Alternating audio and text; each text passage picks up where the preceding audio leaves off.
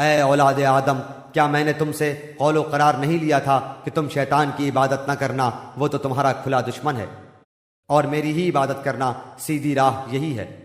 شیطان نے تو تم میں سے بہت ساری مخلوق کو بہکا دیا، کیا تم عقل نہیں رکھتے؟ یہی وہ دوزخ ہے جس کا تمہیں وعدہ دیا جاتا تھا۔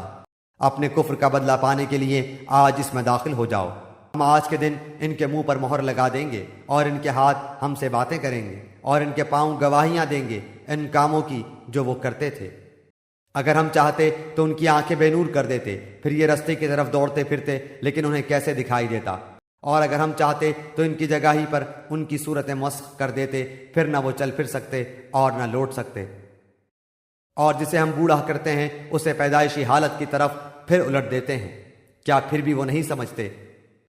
نہ تو ہم نے اس پیغمبر کو شعر سکھائے اور نہ یہ اس کے لائق ہے، وہ تو صرف نصیحت اور واضح قرآن ہے۔